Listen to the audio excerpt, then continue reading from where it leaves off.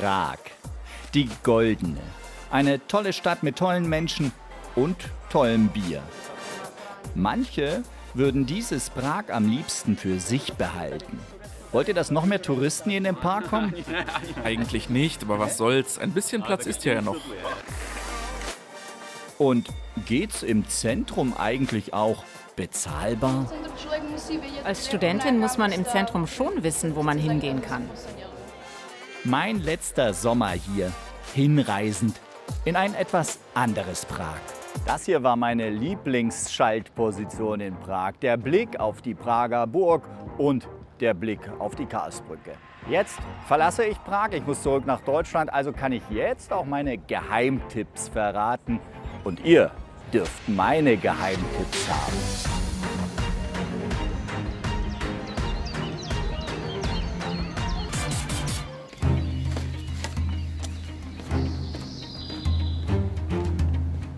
Einfach immer hoch hinauf. Und das ganz früh am Morgen. Es ist jetzt 5 Uhr und genau für diesen einen Moment, für diesen einen Blick lohnt sich das frühe Aufstehen hier in Prag. Es ist der schönste Ort für Frühaufsteher. Der Blick auf die Burg aus den Petschin-Gärten. Leicht zu finden. Einfach hochlaufen zum Strahow-Kloster und dann einfach nur genießen.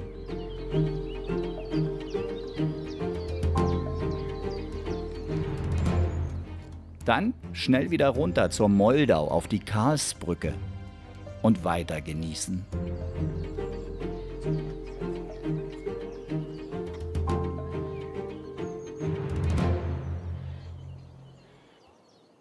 Das ist ja jetzt wirklich der einzige Moment am Tag, wo man die ganze Karlsbrücke mal für einen Moment für sich allein hat.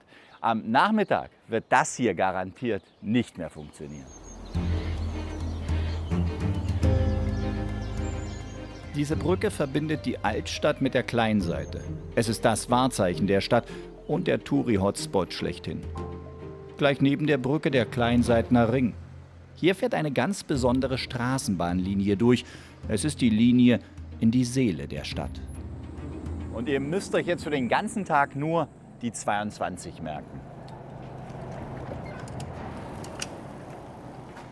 Die Tramlinie 22. Mit ihr geht's in die Teile der Stadt, wo noch vorwiegend Tschechisch gesprochen wird. Náměstí Míru. Přestup na metro. Příští zastávka Šumovská. Náměstí Míru. Immer merken. Wichtig.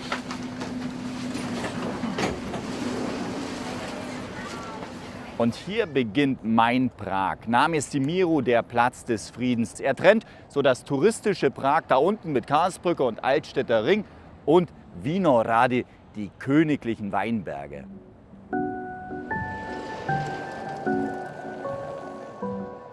Architektur zum Staunen und vieles mehr.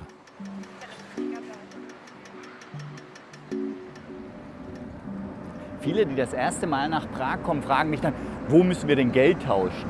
Geld tauschen muss man eigentlich gar nicht. Man ist hier wesentlich weiter als in vielen Teilen von Deutschland. Hier kann man eigentlich überall, ich glaube sogar hier, mit Karte zahlen. Dobrý den. Guten Tag, ich hätte gern die Himbeeren. Kann ich mit Karte zahlen?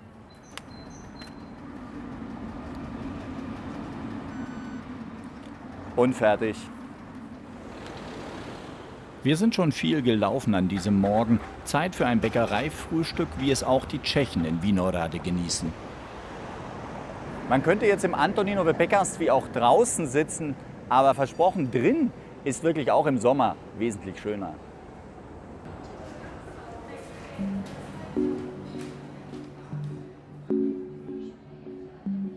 Auch so ein Ort zum Genießen, der wohl bislang in keinem Reiseführer steht.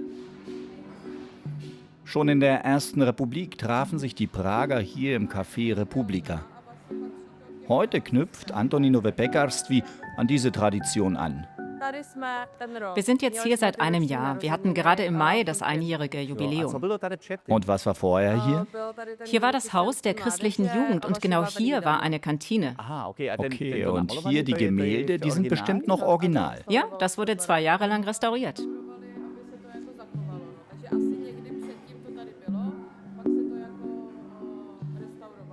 Ich muss ja jetzt ein Geheimnis verraten, ich spreche gar kein richtiges Tschechisch. Ich bin Sorbe aus Sachsen und das Sorbische ist dem Tschechischen nah und so spreche ich eher so ein Esperanto.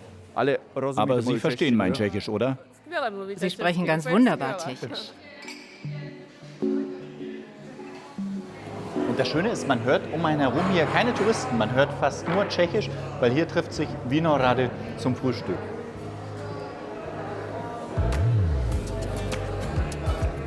Und Markus kommt auch, Tontechniker. Prosím. Dobré ráno. Auch Markus hat sich eine kurze Pause verdient. Meine Tschechischkenntnisse sind ja ausbaufähig. Markus' Tschechischkenntnisse sind vorhanden, wollte ich. Was braucht man eigentlich, um durchs Leben zu kommen? Da reichen so 6, 7, 8 Wörter eigentlich. Die da wären? Dobrý den, nasledano, hezký den, jedno pivo, jak se máš, jak se máte. Also, dobrý den, guten Tag, nashledanou, auf Wiedersehen, jak se máš, wie geht's? Und eigentlich reicht das schon, oder? Ja. Und die Tschechen freuen sich, wenn man zumindest versucht, ein paar Worte Tschechisch zu sprechen, kriegt man sofort ein Lächeln und alles ist leichter. Ich will jetzt mal sehen, ob du es schaffst, mir Buchteln zu holen und ein Lächeln. Buchteln? Buchteln und ein Lächeln. Eine Buchtel mit Vanillesoße bitte. Und ein Lächeln. Okay. Erstes Wort. Dobrý den. Dobrý den. Jak se máte? Jak se mám prima, jak se máte? No, taky. Jaké přání? Fantasticky. Jednu Buchtičky s krémem. S vanilkou. S tou omáčkou. Omáčkou. Vanilkou, omáčkou. Dobře, super. Dobře, všechno. Bude to vše? Dobře. Dobrá. Čtyři s malou krémem. 139 korun, prosím. No, zaplatím, prosím. Kartou? Kartičkou. Malý. Můžete přiložit? Dobře. Děkuji. Das war doch ein Lächeln, oder? Und offensichtlich schief gegangen, oder? Nein. Ich bin gespannt, was kommt. Mal sehen. Es kommt so ein Eisbein oder irgendwie so. Was kann passieren? Eine Portion Buchteln gibt es hier für 5,50 Euro. Ja. Oh, das sind doch Buchteln. Děkuji se vám moc krát. Na tak. Sind das Buchteln? Das sind Buchteln mit Vanillesoße. Ja.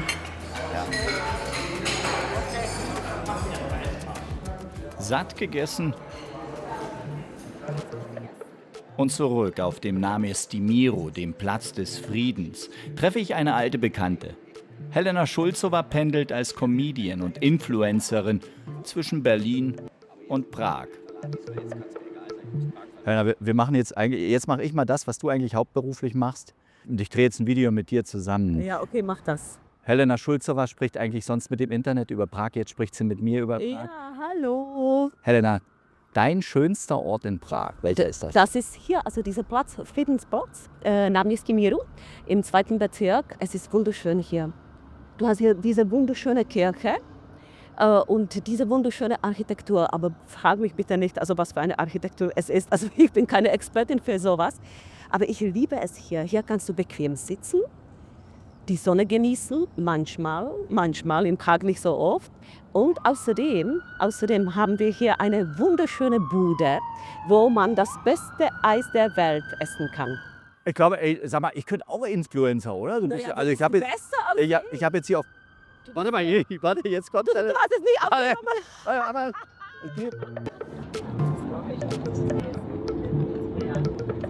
Kann eigentlich in Anführungszeichen ein normaler Tscheche mit einer normalen Arbeit, kann der in Vinohrady leben? Nee, auf gar keinen Fall. Es ist total teuer jetzt hier. Ich bin wirklich überrascht, also nicht nur hier in Vinohrady, sondern auch in anderen Bezirken, wie die Mietpreise gestiegen sind in den letzten Jahren. Also ich würde sagen, also in den letzten 5 Jahren, das ist Wahnsinn.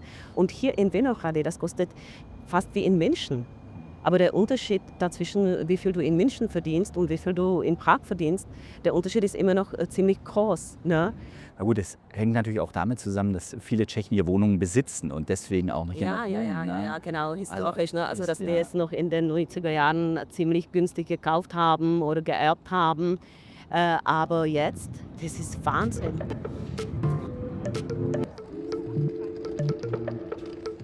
Aber für eine Kugel Eis in Vinohrady reicht es dann doch noch. Děkuji. Tak stop, prosím. 50 Kronen, also umgerechnet 2 Euro, kostet eine Kugel. So, sagt man auch beim Eis na zdraví? Na zdraví. Und lecker. Wir reden über die alten Vorurteile, als Prag bei einigen als die Stadt der Taxibetrüger und Autodiebe galt. Heute sei alles ganz anders, sagt Helena. Und Tschechien hat sich wesentlich verändert. Also ihr Auto ist schon sicher hier. Naja, und? Aber manchmal, wenn ich nicht in der Nähe bin. Mit der 22 wieder zurück zur Karlsbrücke. Und dann den Touristen einfach auf den Altstädter Ring folgen. Am Vormittag ist der Platz noch nicht ganz gefüllt. Auch hier gibt es so einiges zu entdecken, was vielen verborgen bleibt. Die astronomische Uhr zieht magisch an. Doch astronomisch ist hier auch anderes. Dobrý den. Kolik stojí pivo? Guten Tag, wie viel kostet hier ein Bier? 159 korun. 159 Kronen kostet hier ein Bier, wohlgemerkt. Das sind über 6 Euro für ein Bier. Das merken wir uns mal. Über 6 Euro hier für ein Bier. Wir gehen ein paar Meter weiter.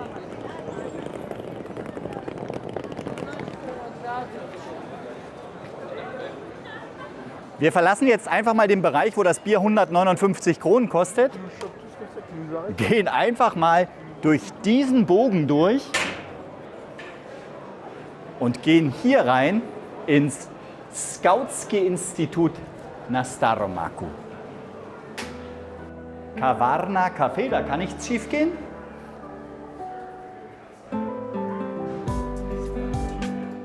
Das Skautské Institut wird betrieben von den tschechischen Pfadfindern. Es ist Café, Kulturort und Zuflucht zugleich.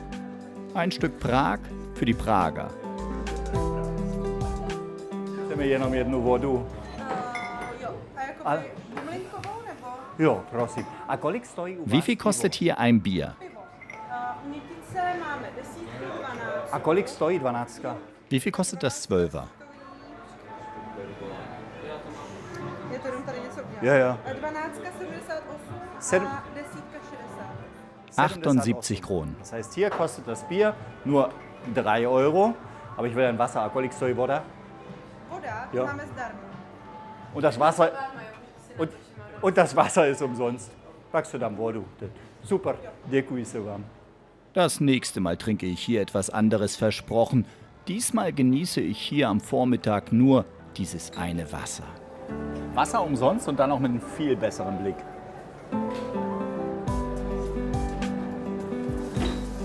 Vor allem Studenten treffen wir hier an diesem Vormittag. Denn es ist einer der letzten Orte, wo sich auch Studenten das Leben in den Touristenmassen noch leisten können. Ja. Aber bist du Studentin, Ebo? Ja, ich bin Student, aber das Café hier ist schon ganz bekannt. Deshalb sind hier auch normale Leute und Touristen, längst nicht mehr nur Studenten. Das ist wie so eine Insel hier, oder? Ja, hier herrscht Ruhe im Vergleich zu dem Treiben auf dem Altstädter Ring. Und wie sehen Sie das? Ich finde es auch gut, dass es im Zentrum der Stadt so eine Oase für uns gibt, wo man sich treffen kann, auch wenn hier immer was repariert wird. Aber es ist so, wie mein Kommilitone schon gesagt hat. Es gibt hier Veranstaltungen, Kultur, das ist super. Sie sind auch Studentin, wenn ich mir hier so die Preise ringsrum anschaue. Da kann man doch nicht überleben, oder? Ja, direkt im Zentrum muss man schon wissen, wo man noch hingehen kann. Es gibt schon noch Plätze mit studentenfreundlichen Preisen. Man muss nur wissen, wo. Am Nationaltheater gab es zum Beispiel ein fantastisches Café, aber der ganze Bau wird jetzt gerade renoviert. Das hieß Nona. Man muss wissen, wohin. Dann kann man auch als Student leben. Nur die Mieten gehen gerade steil nach oben. Das ist das größte Problem.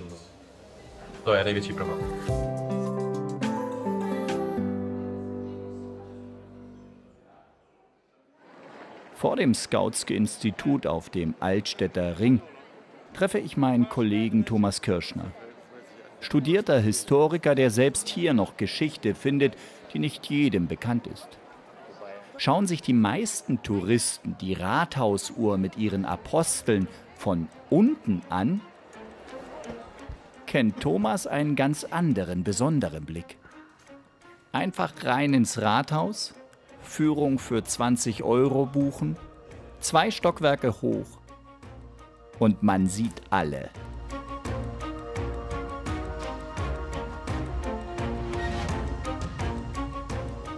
Das sind die Apostel der Prager Aposteluhr, die haben ihr den Namen gegeben. Die Uhr gibt es seit 1410. Die Apostel sind irgendwann erst viel, viel später dazugekommen. An den Fenstern hingen früher astronomische Tafeln. Jetzt schaut da immer ein Apostel raus. Von draußen siehst du nur 2 und nur von hier drin siehst du alle 12 auf einmal.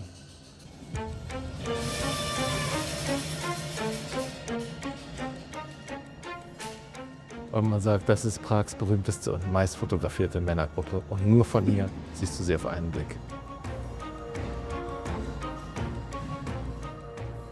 Nach 12 Aposteln und wesentlich mehr Touristen, den Buchteln im Bauch und einer Portion Eis, ist Zeit für eine kleine sportliche Aktivität. Aber Achtung, wenn Rad, dann kein E-Bike, sondern Muskelkraft. Es gibt hier diesen regionalen Anbieter, Rekola heißt der. Einfach die App runterladen und los geht's. Raus aus den Touristenströmen.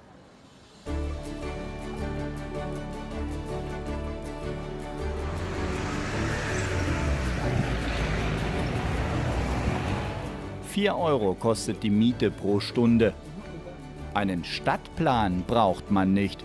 Einfach stromaufwärts, immer an der Moldau entlang. Es wird ja wirklich jetzt Kilometer für Kilometer ruhiger und bis hierhin kommen nur die wenigsten Touristen. Aber dafür Mücken.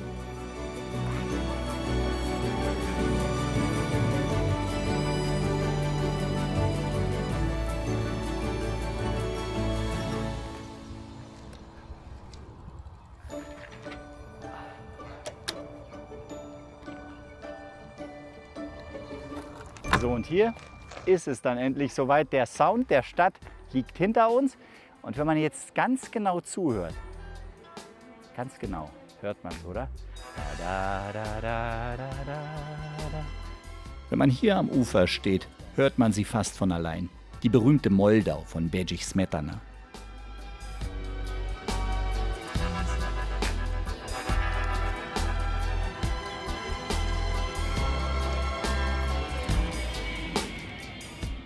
Zurück in der Stadt sieht man von der Moldau nicht nur die Burg.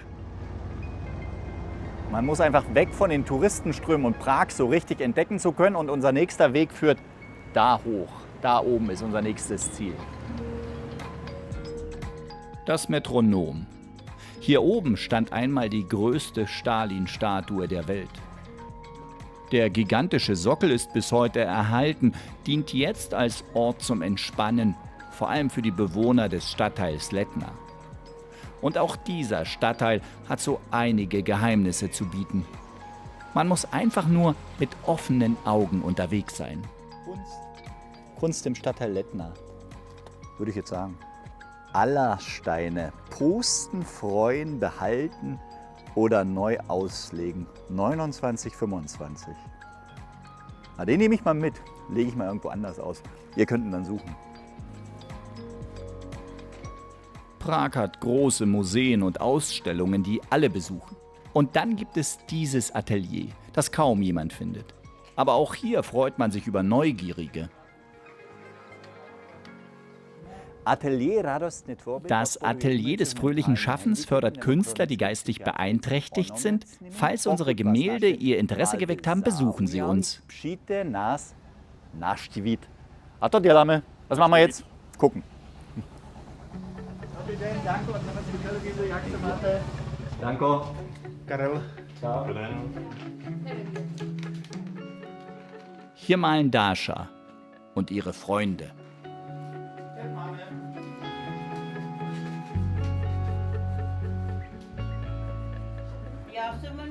Ich heiße Dasha Filipkova. Dobrý den. Diese Bilder sind aus dem Computer, die haben mir als Fotos gut gefallen. Als Fotos. Okay. Und das hier ist England. Aha.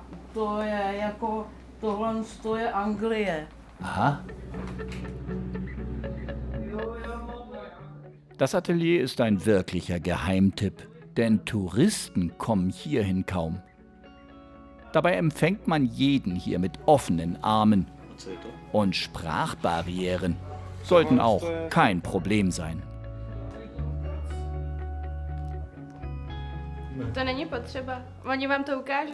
Wer hier reinkommt, muss kein Tschechisch sprechen, denn die Künstler zeigen ihnen gerne alles. George zeigt ihnen gleich alle seine Bilder und die Leute verstehen ihn. Hier wird durch die Kunst kommuniziert. Okay. Lukáš hat den Kassettenrekorder mitgebracht, den er zeichnet. Bei Karel reicht es, wenn man ihm beim Arbeiten zuschaut. Und auch bei Dasha und George, ihre Kunst spricht einfach für sich. Aha. Okay. A tady je kaseta, tady vidím kasetu. Ne? Co to je? Co to vidíš tady?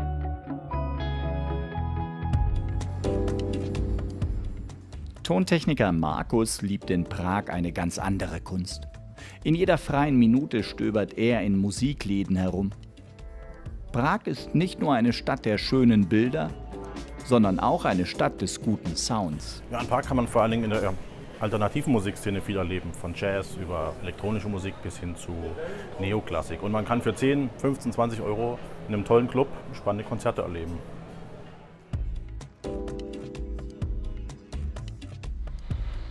Einer seiner Lieblingsorte liegt in Žižkov. Hinter einer unscheinbaren Häuserzeile verbirgt sich ein weiteres Stück stilles Prag. Eine ehemalige Barockkirche, umgeben von einem kleinen Garten. Heute ist das Atrium Žižkov ein Ort für Kunst, Musik und Begegnungen, weit weg vom Trubel der Altstadt. Hier trifft Markus Tomáš Dvořák, den Mann hinter dem Sound von Floex. Seine Musik klingt wie Prag selbst, verspielt, verträumt und voller Überraschungen. Aus Klarinette, Elektronik und Alltagsgeräuschen erschafft er seine ganz eigene Klangwelt und gibt damit auch Computerspielen ihren unverwechselbaren Sound.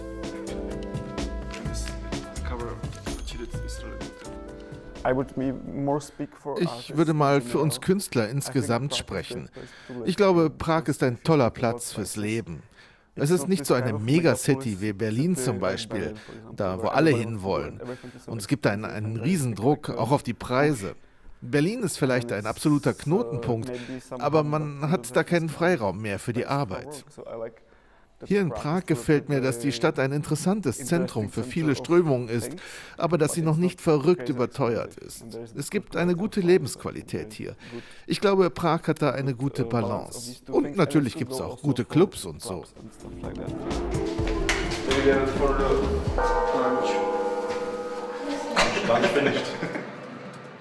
Mit der 22 zum letzten großen Geheimnis, das Prag zu bieten hat.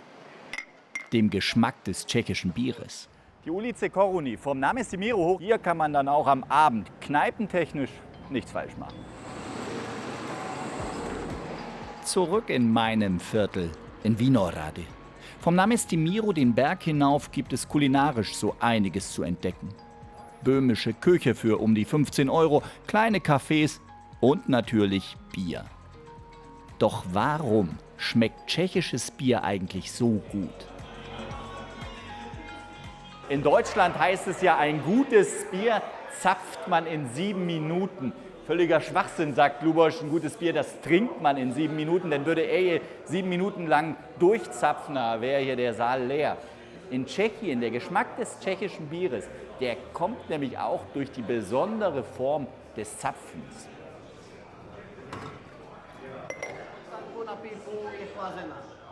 Zapfprofi Lubosch erklärt jedes Detail.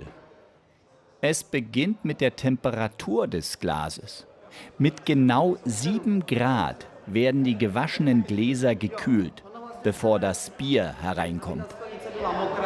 Das Glas muss feucht und kalt sein, damit das Bier keinen Temperaturschock erleidet. Und dann wird hier vor allem ganz anders gezapft als in Deutschland. Das Wichtigste ist, das Glas schräg zu halten.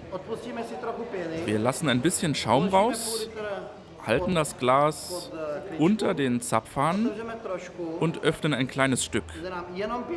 Nur für den Schaum. Und dann ganz. Und jetzt fließt Bier. Die ganze Zeit sind wir mit dem Hahn am Glas. Und wenn es voll wird, gerade halten. Der Schaum ist süßlich. Der macht das Bier runder, weicher und er hält das Bier länger frisch. Der Schaum schützt das Bier vor der Luft und vor dem Oxidieren. Okay, super. Und noch ein Unterschied. Das Bier kommt nicht aus dem Fass mit zusätzlichem CO2 ins Glas. Hier wird es aus Tanks gezapft. Frisch von der Brauerei in diese Kessel wird das Bier dann mit steriler Druckluft zur Zapfanlage befördert. Frische, die man schmeckt.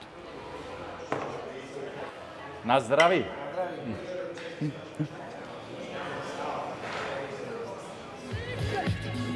Und nach einem Bier Kopf wieder frei bekommen.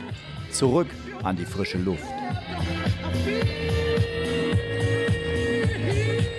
Für die Prager ist dieser Ort kein Geheimtipp. Für viele Touristen schon.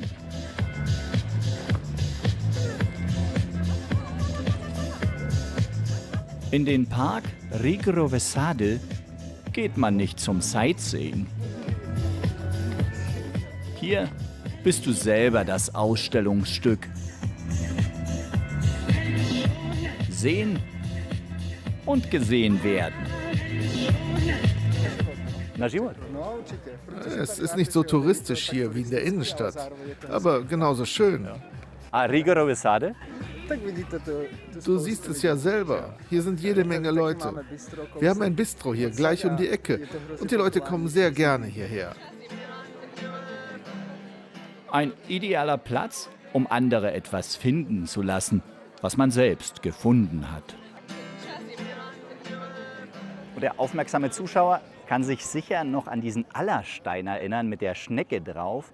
Und es war ja gewünscht, dass dieser neu ausgelegt wird. Also Rigorowe Sady, diese Wiese, dieser Blick, dieser Pfingstrosenstrauch. Hier liegt er. Wer ihn findet, bitte melden.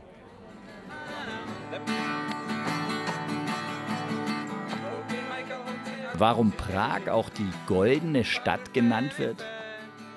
Hier oben in den Rigorowe Sady bekommt man die Antwort jeden Abend kostenlos verraten. Wenn die Sonne über den Türmen und Dächern untergeht.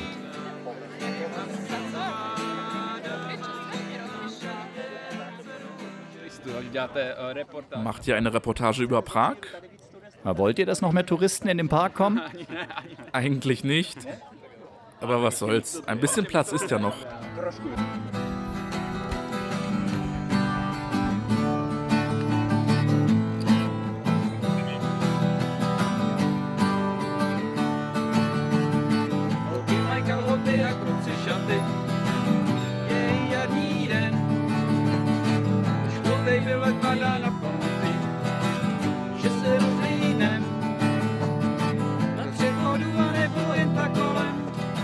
Hier in den Rigorowe Sady liegt euch Prag zu Füßen. Ein Ort, den ich bislang nur meinen besten Freunden verraten habe. Also jetzt euch. Ich bin dann mal weg. Ein letztes Na zdraví und Nashledanou aus Prag.